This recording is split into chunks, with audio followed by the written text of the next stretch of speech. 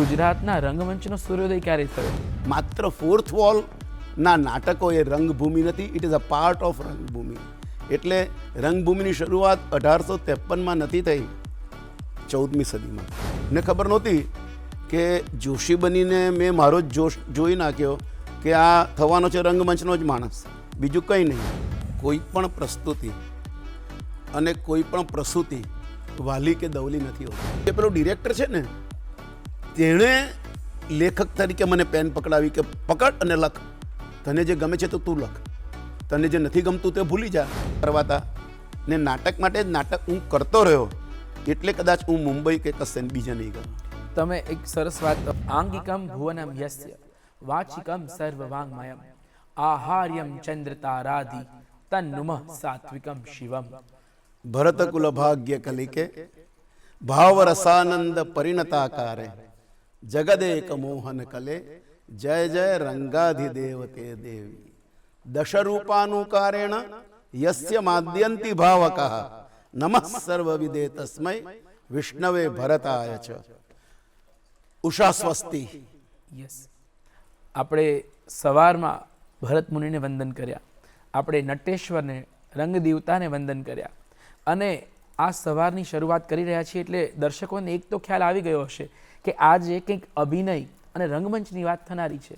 તમે ચોક્કસથી સાચા છો.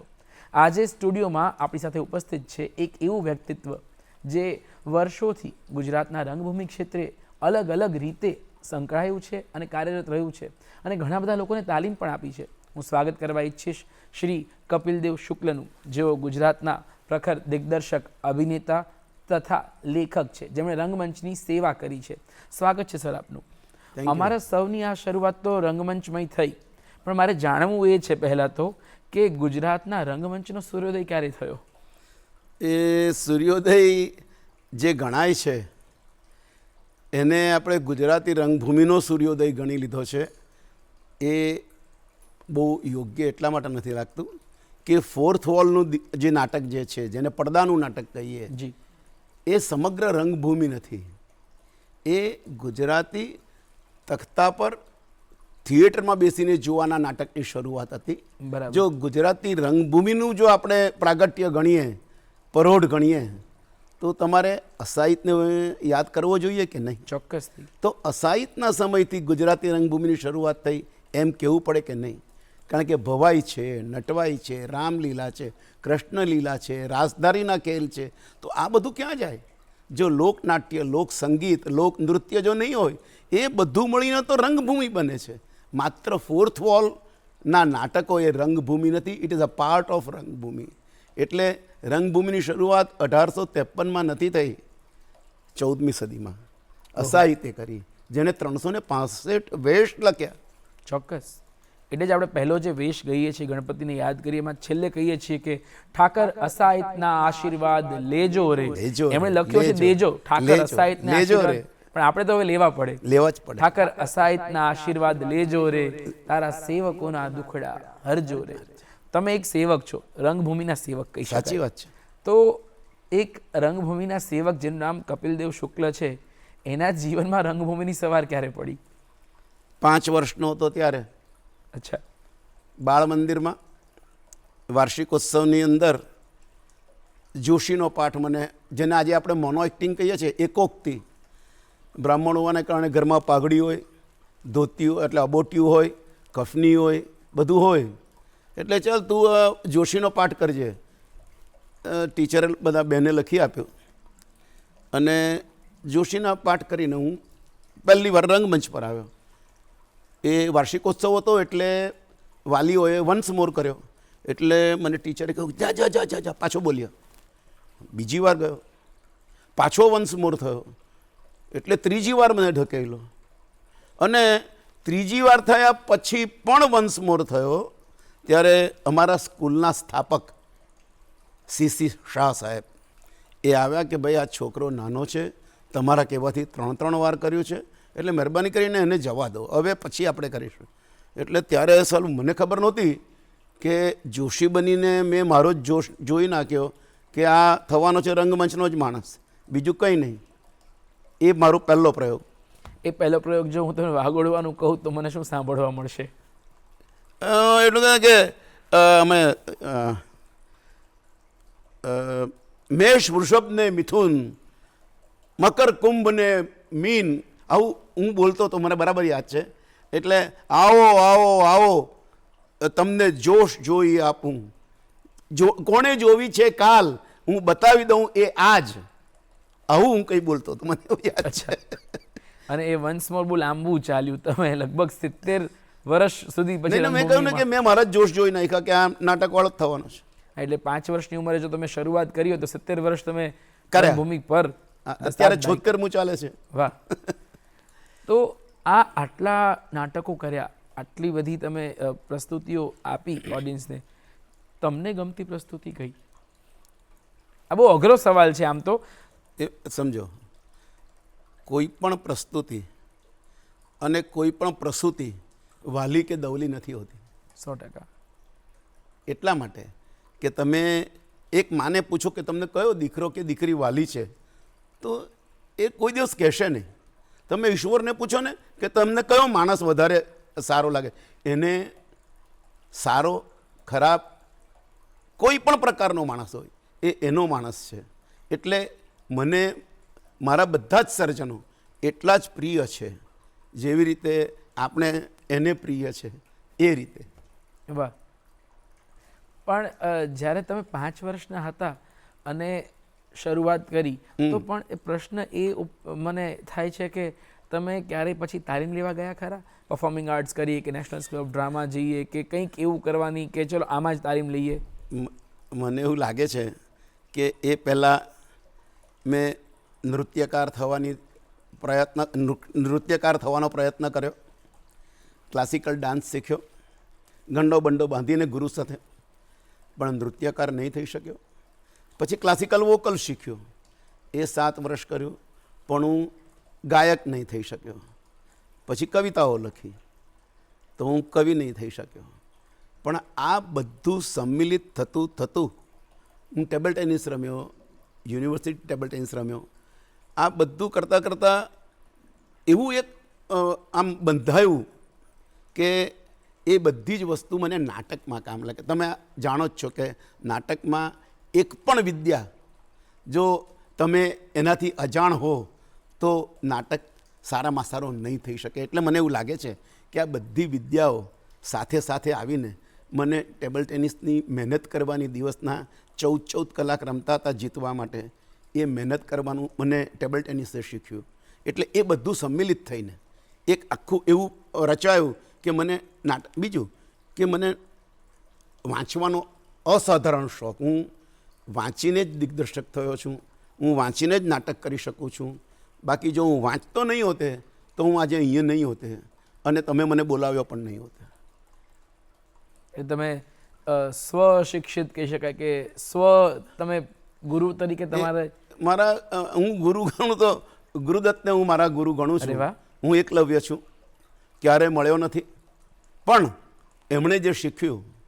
અને ત્યાર પછી પ્રવીણ જોશી છે, કાંતિ મળિયા છે, શૈલેષ દવે છે, એ લોકો મુંબઈથી દર વર્ષે ભણાવવા આવતા અને અમે ભણતા.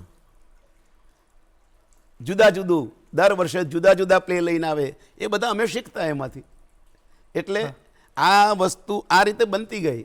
પણ અંદરની એક એવી ઈચ્છા કે જે પ્રકારના અભિનયના પ્રકારો ચાલતા હતા એ ક્યારેય ગમતા નહોતા.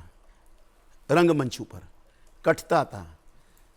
આ લોકો જે કરતા હતા તે અમને સારું લાગતું હતું, પણ જે પ્રકારનું બીજું થઈ રહ્યું હતું એમાં મજા નહોતી આવતી. એટલે ઘણીવાર તો કેવું થતું કે સાચું બોલી દેવાને કારણે મને ગા પણ પડતી, કશું કર્યું તો છે ને તને શું સમજ પડે છે, આવું થતું. તો બરાબર છે, મેં કંઈ કર્યું નહોતું. એટલે કરવું તો એવું કરવું કે જેને કારણે એ વસ્તુ લોકોના ધ્યાનમાં રહે. મારી જિંદગીનો સૌથી પહેલો ત્રિઅંકી મેં આષાઢ કા એક દિન એટલે આષાઢી મૃગજળ મોહન રાકેશનો કર્યો. અને સંગીત નાટક અકાદમીની ફાઇનલ અહીંયા અમદાવાદમાં જ હતી. અરવિંદ વૈદ્ય, પછી ભીમ વાંકાણી, હસમુખ બારાડી, આ બધા જ મારા સ્પર્ધકો હતા ફાઇનલમાં અહીંયાડી. છતાં પણ અમે બધાને બાજુ પર રાખીને પ્રથમ નંબર લઈ આવેલા. વાહ. અને તે વખતે અરવિંદ, મારું પહેલે જ દિવસે અમારું પ્લે હતું, ત્યારે અરવિંદભાઈ નાટક જોઈને એમના પ્રોડ્યુસર બેન પટેલ ચારુબેનને કે ચારુબેન પહેલો નંબર ભૂલી જજો, આપણો નથી, આ નાટકનો છે. એટલે ચારુબેનને યાદ કરો તમે દૂરદર્શનના સ્ટુડિયોમાં બેસીને, એટલે એવું લાગે કે ચારુબેન તો અહીંયા જ ક્યાંક. એ તો કહું છું કે અરવિંદભાઈ જ પણ, હા, અરવિંદભાઈ જ પણ ચારુબેનને તો દૂરદર્શને પેલા કલા સાંગાણીના પાત્રમાં એટલા યાદ રાખ્યા છે એકડાળના પંખીમાં કે તમને હરીફરીને એ મોઢું યાદ આવે તમને એમનું. બરાબર છે. આમ અલગ જ વ્યક્તિત્વ, અને સવાલ જ નથી આવતો. બહુ જ ખુલ્લા હાથે પ્રોડ્યુસર તરીકે બધા જ યુવાઓને પ્રોત્સાહન પૂરું પાડેલું છે. પણ જ્યારે તમે એમ કીધું કે તમે અહીંયા આવ્યા અને તમે અષાઢકા એક દિન ભજવ્યું હતું, તમારું પાત્ર કયું હતું? એમ કે મને હું વિલોમનું પાત્ર કરતો હતો. અચ્છા. અને આપણા આ શહેરના તમામ સાહિત્યના, કલાના જે નામ તમે અત્યારે યાદ કરો એ બધા જ હાજર હતા. એક કે એક જણ, વીર રઘુવીરથી લઈને કે તમે લાભશંકરથી લઈને કે ચિનુભાઈથી લઈને કે સુભાષ ઠાથી લઈને પિનાકીન ઠાકોરથી લઈને તમે એની ડેમ જશવંતભાઈથી લઈને જશવંત ઠાકરની હું વાત કરું છું. જસવંત ઠાકર તમે ખાલી નામ જ સાંભળ્યું છે, કેમ કે ના અમે આ તો કહું છું કે આવ્યા ત્યારે તો આ બધા નામો. જ્યારે દૂરદર્શન શરૂ થયું ને, હા હા, ચોક્કસ. ત્યારે 1982માં એમણે મને એ ગ્રેડના આર્ટિસ્ટ તરીકે અહીંયા સિલેક્ટ કરેલો, મોનો એક્ટિંગ કરાવેલી. પણ હું સુરત હોવાને કારણે આવવા જવાનું ને રહેવા ખાવાનું કોઈને પોસાય નહીં, એટલે આજ લગી મને કોઈએ બોલાવ્યો નથી. ખાલી ગ્રેડ હતો મારી પાસે, અમે નોંધ ગ્રેડ લઈશું. હતો. પણ એ ગ્રેડ એટલે એ ત્યાં આકાશવાણી અને Yes. દૂરદર્શનના માધ્યમ પર આ ગ્રેડ સિસ્ટમ થકી એટલા બધા સરસ નાટકો, સિરિયલો, ઇવન એવી ટેલિફિલ્મ્સ મળી બહુ છે સરસ કે થયું છે. 98 આસપાસ જે ટેલિફિલ્મ્સ બની છે એ- પણ જશવંતભાઈએ ગ્રેડ આપ્યો તે કોઈએ વાપર્યો નહીં. ના ના, અમે ચોક્કસથી આપણે ફરી વાત કરીશું એના ઉપર. પણ જ્યારે તમે વિલોમની વાત કરી છે, એમ કે તમે વાત કરો અષાઢ કંઈક દિને તો કાલિદાસ યાદ આવે બધાને, મલ્લિકા, અંબિકા, બધા પાત્રો જીવંત થવા માંડે. વિલોમનું પાત્ર તમને કેમ પસંદ પડ્યું, કે તમે એમાંથી શું શીખ્યા? કે એનું મુખ્ય કારણ શું છે કે હું આડો માણસ છું, સીધો નથી. એટલે પેલું સારું છે ને એ તો સારું છે જ, પણ આ આડામાં શું સારું છે? જે પરિસ્થિતિમાં કાલિદાસ મલ્લિકાને છોડી જાય છે, પછી પણ એ જાણે છે કે આને પ્રેમ કરે છે, તો પણ મલ્લિકાને સાચવે છે, તો વિલોમ જ. ચોક્કસથી એના મનમાં જે ભાવ હોય, પણ એક છે કે હ્યુમન ટચ જે એનામાં હતો ને, એ કાલિદાસમાં મોડેથી આવ્યો, જે છેલ્લે પાછો આવ્યો પછી ત્રીજા અંકના એન્ડમાં. પણ આ નાટકનો સૌથી હૃદયસ્પર્શી કહેવાય ને તો સંવાદ એ લાગે છે જ્યારે એક પત્રની એણે પુસ્તક બનાવી છે જેમાં કશું લખાયું નથી, એ કાલિદાસને ભેટ ધરે છે અને કાલિદાસ કહે છે કે આના ઉપર તારા આંસુની એક વાર્તા લખાયેલી એ છે. નહીં, કાલિદાસ ખરેખર સર્જક છે, ખરેખર લેખક છે. એની એ એસિડ ટેસ્ટ છે. કોરા પાના એને કે મેં તમારે માટે આ લખવા માટે રાખ્યા હતા, એ કહે છે કે આ પાના કોરા ક્યાં છે? આમાં આ વસંતને, આષાઢને, એના ધૂળીએ, તારા આંખના આંસુએ, તારા નખે, તારા દાંતે કરડ્યા છે. આની પર તો એક સમગ્ર મહાકાવ્યની રચના થઈ ગઈ છે. કેટલું અદ્ભુત! એના પર હું શું નવું લખી શકું? એટલે આ કાલિદાસ એટલે એ સર્જક છે, તેની સાબિતી મોહન રાકેશ આપે છે આ રીતે. અને વિલોમ જ્યારે એનો પ્રાસાદ છોડીને આવે છે વરસાદના ઋતુઓમાં કે હું લપસી પડું છું આ પ્રાસાદમાં, મને તારા ઘરમાં રહેવા દે, એવા તમને એવું લાગે કે અચ્છા ના, એ વિલોમ નહીં. પ્રાસાદ વાળી વાત એ માતુલની વાત છે. સોરી, હા હા, એ આરસના પથ્થરોમાં રહી નથી શકતો કાલિદાસ સાથે, અને એટલે એ ગામ પાછો આવે છે. એ માટીથી જોડાવાની જે એ વાત આખી રજૂ કરી એ માતુલની છે. હા, કે હું નથી રહી શકતો, હા. એ મારા માટે બન્યું જ નથી, બરાબર છે. મને પ્રાસાદ છોડીને પાછું અહીંયા ઝૂંપડામાં જ આવવું પડશે. એટલે એ આખી અને ત્રિઅંકી નાટકોની વાત કરતા હોય ને તમે સુરતથી આવો છો પાછા, એટલે સુરત એક જ એવું શહેર છે કે ત્રિઅંકી નાટ્ય સ્પર્ધા ચાલતી હોય. હાજી. અને દિવસો સુધી ચાલે. હા હા હા. તો અમદાવાદમાં ને સુરતમાં આટલી બધી નાટ્ય પ્રવૃત્તિઓ જે ચાલે છે એની પાછળ તમે શું વધારે કારણભૂત માનો છો? એનું કારણ કે આપણી આધુનિક રંગભૂમિ જેને ગણીએ કે ચંચી મહેતાએ શરૂ કરી, એનો જન્મ મારી સામેની ગલીમાં, એમનું સાસરું મારી બાજુની ગલીમાં, બરાબર છે. તમે મધુકર રાંદેરિયાનું નામ સાંભળ્યું, રાંદેર એટલે સુરત. આ બધા મૂળ નર્મદ, આ બધા જ મૂળ સુરતના. એટલે સુરતની અંદર કદાચ રંગભૂમિ એ રીતે વિકસી છે કે આર્થિક કોઈ એને ઉત્પત્તિ નથી એમાંથી થતી, પણ જે કલાને માટે કરવાની જે વાત છે, નાટક માટે કરીએ છીએ, એટલા માટે જ અમે નાટકો કરી શકીએ છીએ. જો કદાચ અમારે આર્થિક એટલે આજીવિકા માટે કાં તો યોગક્ષેમ માટે કરવા પડતે તો અમારે પણ દાળમાં પાણી નાખે તેમ થોડું નાખવું પડતે, પણ વી આર લકી કે અમારે એ નથી કરવું પડતું. આ લોકો બધા પણ કરી શકે એવું છે, સારું, પણ એ લોકોની આજીવિકા છે એટલે બધું જ એની સાથે જોડાયેલું છે. એટલા માટે ને બીજું કે હું એવું માનું છું કે દરેક કલાકાર પાસે સમસામાયિક લક્ઝરી હોવી જોઈએ. એ માટે એણે જે કંઈ બી કરવું પડે એ થોડુંક, દુનિયામાં કોઈ પણ પ્રોફેશન એવો નથી કે જેની અંદર થોડું ઘણું આ નહીં દાખલ થાય. કોઈ પણ પ્રોફેશન, એની ડેમ તમે લો. જી, એક બહુ મોટા નાટ્યકર્મી અને અલગ જ જેનો તખતો કહી શકાય પારસી રંગભૂમિના બહુ મોટા વ્યક્તિત્વ ત્યાં બિરાજમાન છે સુરતમાં. અત્યારે એકમાત્ર છે, અત્યારે પારસી રંગભૂમિને સાચવનાર એકમાત્ર છે. બીજે ક્યાંય પારસી રંગભૂમિ પણ નથી ને પારસી કલાકારો નથી. એ યઝદીભાઈ સાચવે છે અમારા, એ પણ સુરતમાં. તમે જુઓ, એમની સાથે કામ તમે કર્યું હોય કે એનું જો તમે કંઈ સંસ્મરણ હોય તો કેવું હોય? અરે બહુ, અમે લોકોએ વાઇબ્રન્ટ નવસારીમાં કરેલું તે વખતે પારસીઓ આવ્યા અને તે બધું, એ આખી એમને સાયકલ પર આખા સ્ટેજ પર એન્ટ્રી સૌથી પહેલાં કરાવેલી. અને આખી પારસીઓની જે, કારણ કે નવસારીમાં હતું એટલે નવસારી ટાટા ને બધાનું કેન્દ્ર, અને એ લોકો સંજાણ બંદર ઉતરા, તે બધી વાતો એ આખી એની અંદર બીજી ઘણી બધી વાતો હતી. પણ પારસીઓ જે પહેલાં વાણમાં આવ્યા એ વાણથી લઈને બધું જ બનાવે. એટલે ઓન સ્ટેજ તમે જુઓ તો યુ વિલ ગો મેડ. એટલું બિગર સ્ટેજ, કારણ કે 125 ફૂટનું સ્ટેજ, ડેપ્થ પણ એની એટલી, multi level.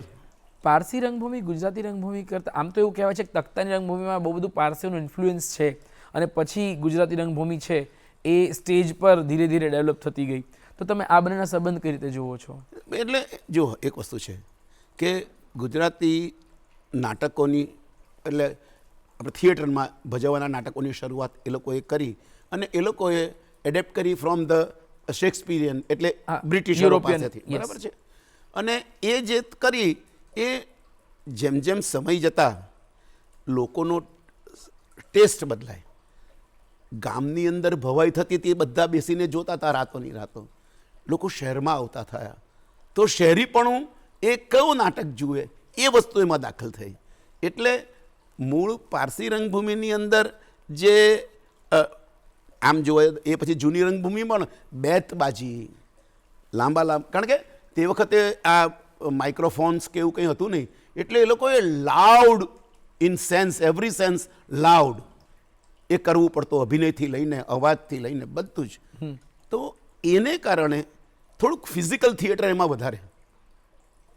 Parsi રંગભૂમિમાં physical theatre, જ્યારે એ સમય જતાં એની અંદર વિકાસ થાય. તમે જૂની ફિલ્મો પણ જુઓ, કેટલું ફિઝિકલ થિયેટર, મહેમૂદથી બધાને લઈને. પણ ત્યાર પછી કોમેડીની એક સટલટી આવતી ગઈ. તે એ જ રીતે પારસી રંગભૂમિ પણ અત્યારે સરસ રીતે એ રીતે બદલાઈને આગળ ચાલે છે. યશદીભાઈને બધા કરે તો એકદમ સરસ રીતે કરે છે. એ લોકો એટલું બધું જ પેલું જૂની પ્રકારનું પારસી રંગભૂમિ નથી કરતા, આજના સમયનું એ લોકો લઈ આવ્યા છે એની અંદર. એટલે એ બેવનું રિલેશન કેવું છે કે આ પછી આ, પછી આ ને પછી આ. એટલે હવે આજના સમયમાં જે થાય છે તે પણ કાલે બદલાવાનું જ છે, લખી રાખજો. આ કન્ટિન્યુઅસ નથી રહેવાનું. એ આજે જે નાટકો થઈ રહ્યા છે, જે પ્રકારના, જે અભિનયની રીતે, એ આવતીકાલે નથી થવાના. અને એ એવું થવું જ જોઈએ. ચોક્કસથી, તો જ ઉત્તરોત્તર પ્રગતિ થશે. બરાબર છે. એટલે સોક્રેટિસનો એક સંવાદ છે ને કે આપણે ત્યાં તો દરેક ઋતુએ નવા ગીતો જન્મે છે. બરાબર છે. નવી કવિતાઓ સ્ફુરે છે. બરાબર છે. એટલે એ જ પ્રમાણ છે કે તમે જીવંત છો અને તમે સતત બદલાયા કરો છો. પરિવર્તન એ જ કોઈ જીવંત વસ્તુનું પ્રમાણ છે. આ દર્શક મિત્રો, આપણે આવી જ વાતો ફરીને ફરી કરતા રહીશું, પણ હાલ સમય થયો છે વિરામનો. વિરામ બાદ ફરી મળીશું ગુડ મોર્નિંગ ગુજરાતમાં. વાતો કરીશું શ્રી કપિલદેવ શુક્લ સાથે.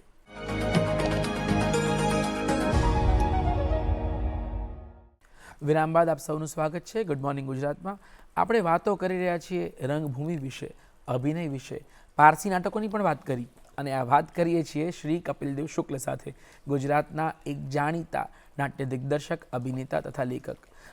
સર, જ્યારે આપણે આ વાતો ચાલુ થઈ જ છે ત્યારે મારે જાણવું એ છે હવે કે આ દિગ્દર્શક, અભિનેતા અને લેખક, આ ક્રમમાં આપણે વાતો કરીએ છીએ તમારી સાથે.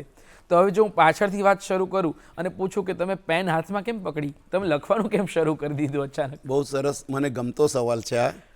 એટલા માટે કે આપણે નાટકો પહેલાં તૈયાર વાંચતા ગયા, ગમતા ગયા, તે કરતા ગયા. પછી પરિવર્તન એ આવ્યું કે લખેલા નાટકો ગમવા નહીં માંડે. અચ્છા, નહીં ગમે, તૈયાર નાટકો નહોતા ગમતા. મે બી આનુષંગિક નહીં લાગતા હોય વર્તમાન. એટલે એ બધું નહીં, પણ લખેલા નાટકો મને અપીલ નહોતા કરતા. એવી પરિસ્થિતિ જ્યારે સર્જાઈ, પણ હું જ્યારે મને સતત વાંચવાની ટેવ, મેં તમને પહેલાં પણ કહું, પણ મને કંઈ વાંચતા થીમ ગમી જાય તો એમાંથી હું નાટક થઈ શકે એની મને પૂરેપૂરી ખબર હોય. કારણ કે મારી આંખ ડિરેક્ટરની આંખ હોય. એટલે જે પેલો ડિરેક્ટર છે ને, તેણે લેખક તરીકે મને પેન પકડાવી કે પકડ અને લખ. તને જે ગમે છે તો તું લખ, તને જે નથી ગમતું તે ભૂલી જા, પણ તને ગમ્યું છે તો તું લખ. અને એ રીતે હું નાટક લખતો. મેં પહેલું નાટક, પહેલું એકાંકી પહેલાં લખેલું કુમાર મેગેઝિનના 500મા અંકમાં. ઓકે. છેલ્લે પાને બંગાળની એક ચારુચંદ્ર દત્તની સાચી વાર્તા, જજ, એની સાચી વાર્તા હતી 3 લીટીની. It was so કેચી. શું વાર્તા છે? હા, વાર્તા એવી હતી કે આ પહેલાંના સમયની વાત છે, એટલે આપણા આઝાદ થયા તે પહેલાંની. ચારુચંદ્ર દત્ત નામનો જજ, એનો દીકરો ખૂનકેસમાં પકડાય છે. આજે તો કેવું છે કે દીકરો હોય તો બાપ જજ નહીં બની શકે, પણ ત્યારે એવું હતું કે થઈ શકે, એને મંજૂરી હોય તો. અને એને સજા કરે છે. આ વાત ને સત્ય ઘટના, દેટ વોઝ અપીલિંગ. અને એ વસ્તુ મને ગમીને પછી એ મેં પહેલું કર્યું. ત્યાર પછી બીજી વાત, શરદબાબુની રામેર સુમતિ 76માં મેં હાથમાં લીધી. એટલે મને આકાશ ઉગે છે ત્યારે એ નામથી. ઓકે. અને એ પણ આ જ સમજ માણસમાં વિકસે, અને એ પણ સ્ટેટ ફર્સ્ટ, ભાવનગર તક ફાઇનલ હતી.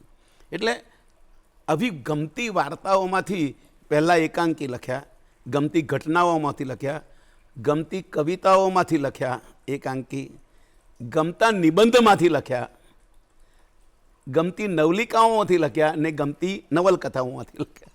નિબંધ સુરેશ જોશીનો નિબંધ જે જનાંતિકે છે, તેની 36મું જે છે એટલો નિબંધ કે મધુમાલતીની ગભરું કળીને દુસ્વપ્ન આવ્યું કે કાલે સૂરજ નહીં ઉગે. ઓકે. આ એટલે આની પરથી નાટક, આ આખો નિબંધ છે. પણ અંધારું ગમે એટલું ગાઢ હોય, સૂર્ય તો થાય જ ના, છે.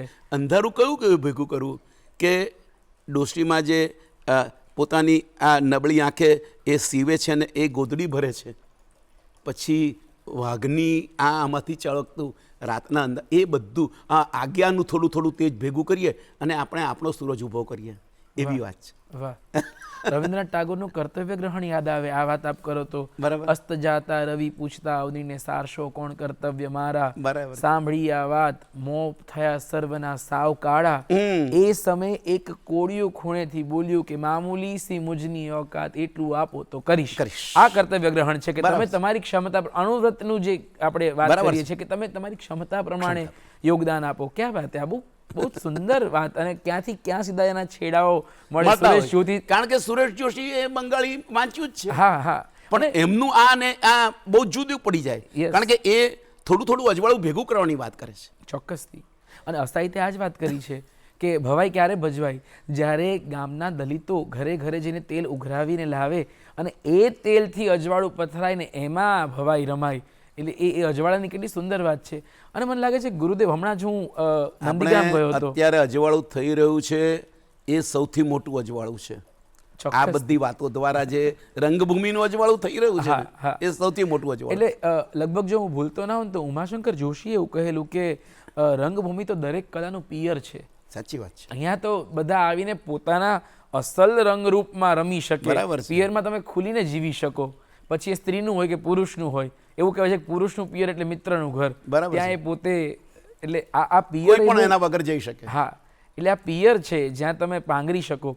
હમણાં હું નંદીગ્રામ ગયો ને તો ત્યાં મેં ગુરુદેવનો ફોટો જોયો. એટલે એવું લાગ્યું કે આ વ્યક્તિત્વ ભારતના તમામ ખૂણાને, તમામ કલાઓને એવી રીતે પ્રેરણા આપીને પોતાના વિચારોથી ઇન્ફ્લુઅન્સ કરીને ગયું છે કે એ દૂર મેં કરી જ ન ટાગોરનું શકાય. પંખીનું શિક્ષણ હમ. એ વાર્તા છે, એની પરથી નાટક કરેલું. અચ્છા, મન પંખીનું શિક્ષણ એમ કરીને વાર્તા એની એ જ. કથા બીજ શું છે એનું? કથા બી બહુ સરસ છે કે પેલો રાજા છે, એના બાગમાં પેલું પક્ષી છે તે બધા ફળો ખાઈ જાય છે. આને કેદ કરી દો, અચ્છા, આ પંખીને કેદ કરી દો, બહુ અમારો બાગ બગાડે છે. કેદ કરી દીધું. એને બધું ખાવાનું આપે, આ આપે, તે આપે, પણ પેલો એને કંઈ એને ભણાવો, એને ભણાવો. અચ્છા, સોનાનું પાંજરું બનાવ્યું ને એનો કોન્ટ્રાક્ટ આપ્યો દિવાનના પુત્રને. આ બધું જ તે વખતે ચાલ્યું આવે છે, આજનું નથી. કારણ કે ટાગોરની વાર્તામાં પણ આ જ વસ્તુ છે. પછી બધા ભણાવવા માટે વિદ્વાનોને બોલાવે, પણ એ બિચારું શું ભણે, એને તો આકાશ જોઈએ.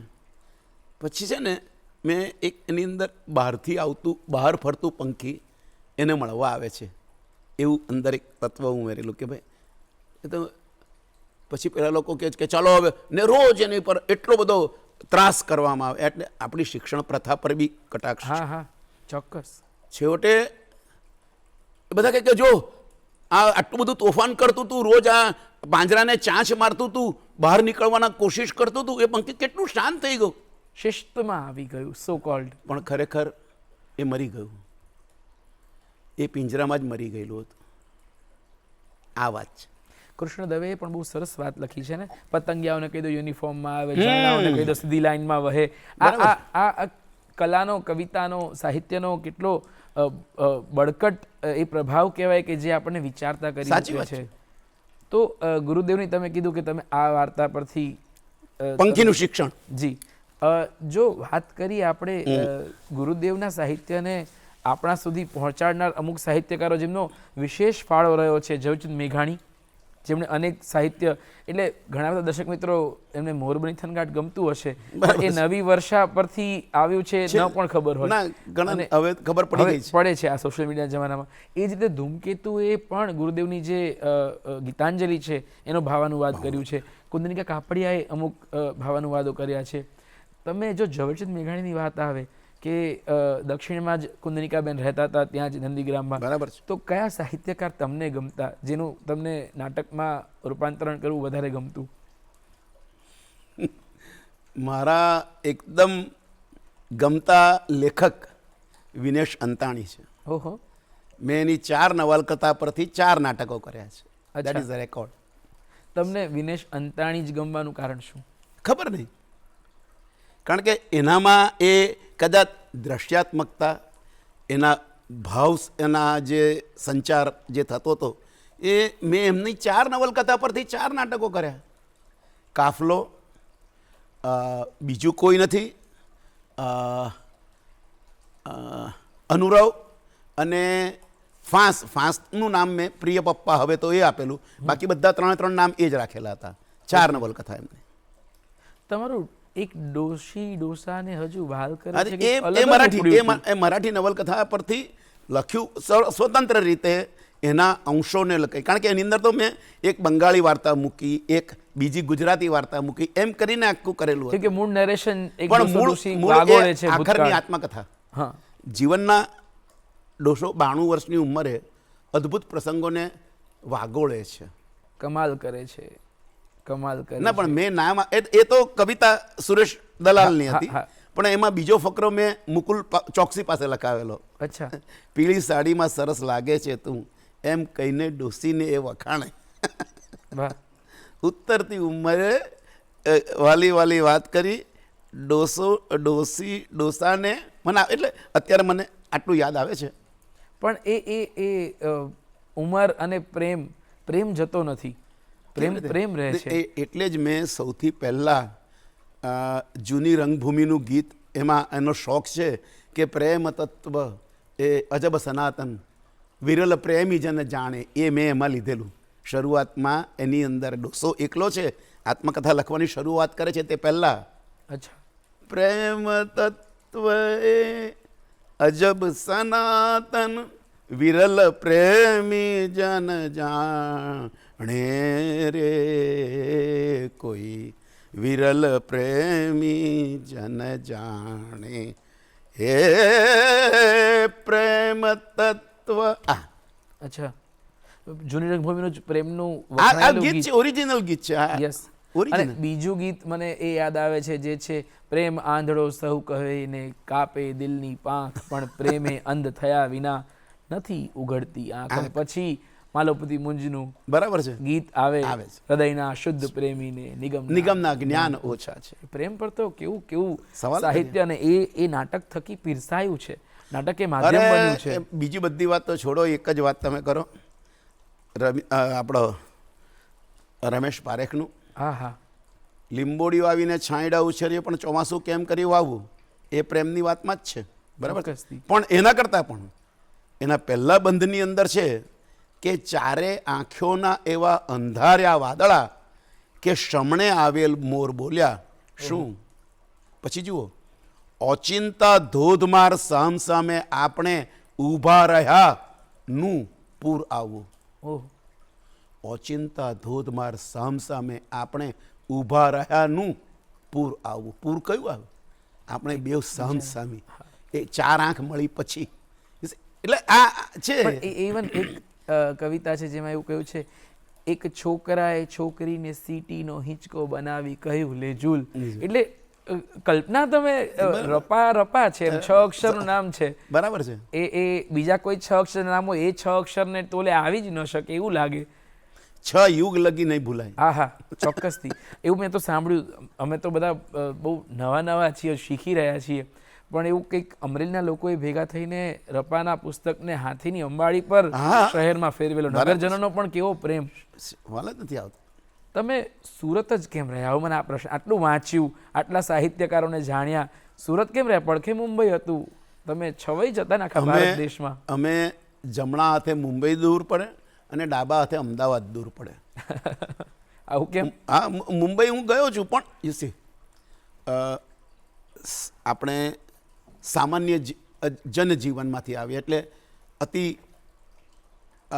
ધનિક કુટુંબ નહીં, ઘરની જવાબદારીઓ. મારી પત્ની એ પ્રેક્ટિસિંગ ડૉક્ટર છતાં પણ અભિનેત્રી, અને એને પણ ગૌરવ પુરસ્કાર નાટક માટે મળ્યો છે. બરાબર. જો એ કદાચ મારી સાથે નહીં હોતે તો હું એ માનું છું કે હું આટલા નાટકો નહીં કરી શક્યો હોતે.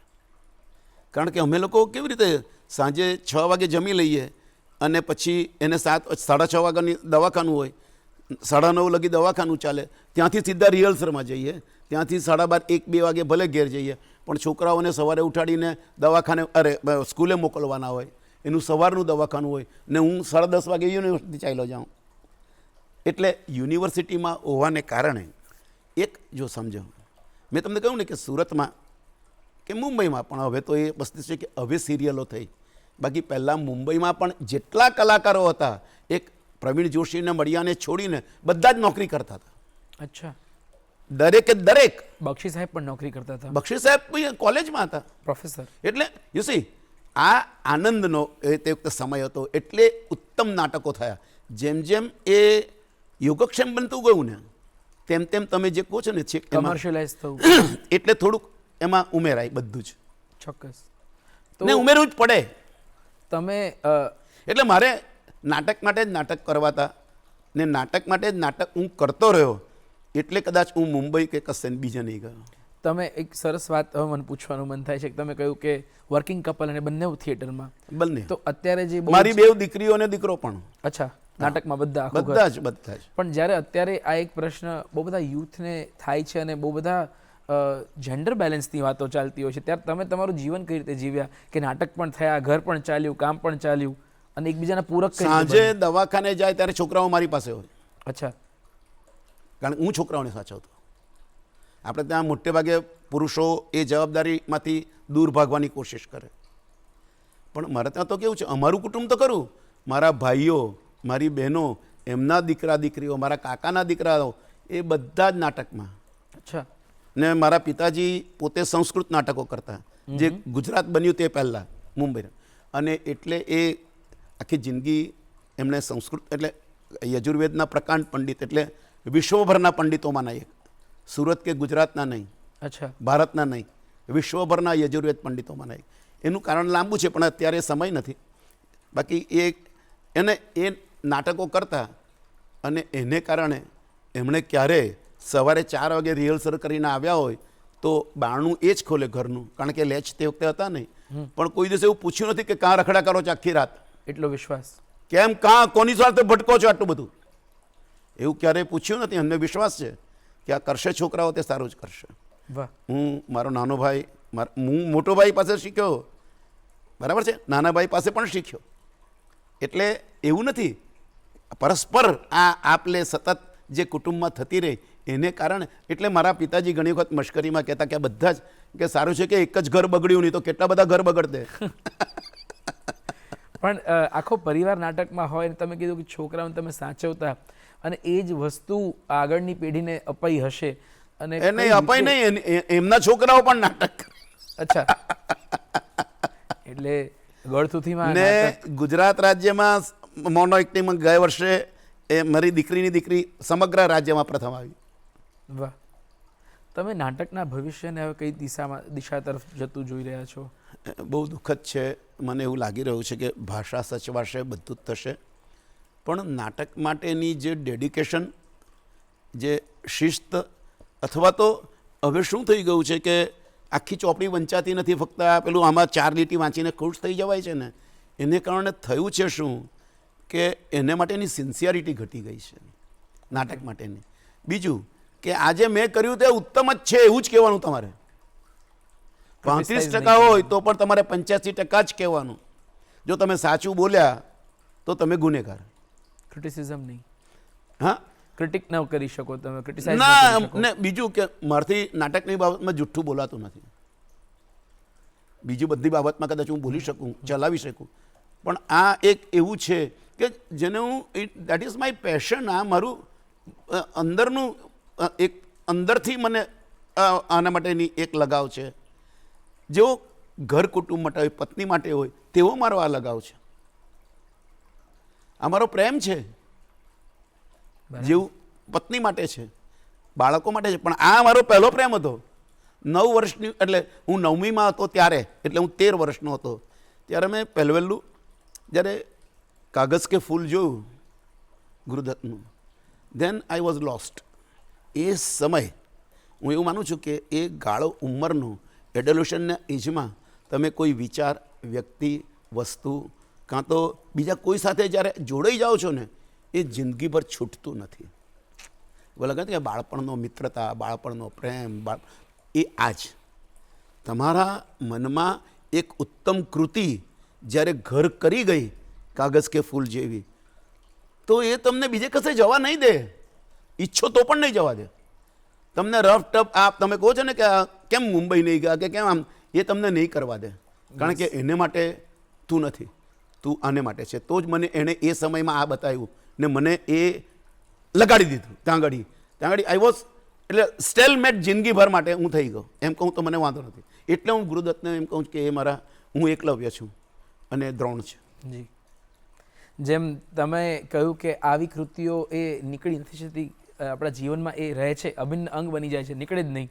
એવી જ રીતે મને લાગે છે કે આજની સવાર એ દર્શકોના અને અમારા માનસપટ પર અંકિત થઈ જશે, નીકળી નહીં શકે. અને ખૂબ આનંદ થયો આપની સાથે વાત કરીને. ખૂબ ખૂબ આભાર દર્શક મિત્રો.